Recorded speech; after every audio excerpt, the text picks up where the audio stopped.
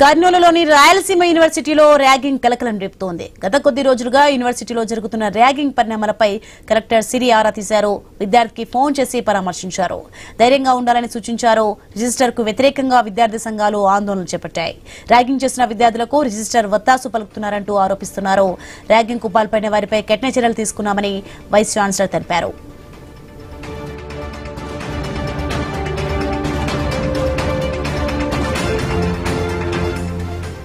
రాయలసీమ యూనివర్సిటీలో ragging జరగలేదన్నారు VC Venkata Basavarao. ఇద్దరు first year విద్యార్థుల మధ్య గొడవ జరిగిందని, దీనిపై కమిటీ ఏర్పాటు చేశామని తెలిపారు.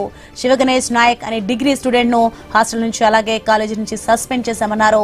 విద్యార్థులను సక్రమ మార్గంలో పెట్టడానికి ప్రయత్నం చేస్తామని, లేకుంటే క్రమశిక్షణ చర్యలు తప్పవు అని వీసీ తెలిపారు. కమిటీ మేము ఫామ్ చేయడం జరిగింది. ఆ కమిటీ నిన్ననే రిపోర్ట్ ఇవ్వడం జరిగింది.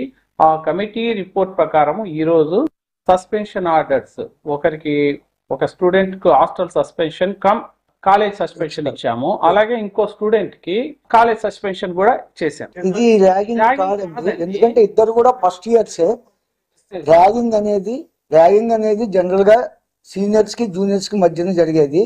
ఇది ఇద్దరు ఫస్ట్ ఇయర్స్ కాబట్టి మీరు చెప్తున్నా ఇది ఈ సంఘటన చేశారో ఆ విషయం గురించి నేను చెప్తున్నాను.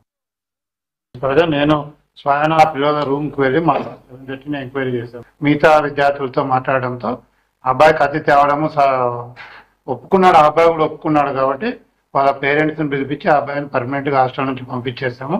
ఆ అబ్బాయి సస్పెన్షన్ 3 వారాల టైం అయిపోయింది. ఆ సస్పెన్షన్ అయిపోయినాక కూడా నిన్నటి నుంచి క్లాస్ కూడా వస్తున్నాడు. బట్ వస్తున్నా కూడా ఆ అబ్బాయి మీద విజిలెంట్ అండ్ వాచ్ పెట్టాము. హాస్టల్లోకి అయితే ఎట్టి పరిస్థితుల్లో అలౌ చేయమని చెప్పారు. ఇంకో అబ్బాయి కూడా విద్యార్థి తప్పు ఉంది కాబట్టి ఇంకో అబ్బాయి కూడా 2 వారాల పనిష్మెంట్ ఇచ్చాం. ఆ అబ్బాయి కూడా 2 వారాల పనిష్మెంట్ ముగించుకొని వచ్చాడు.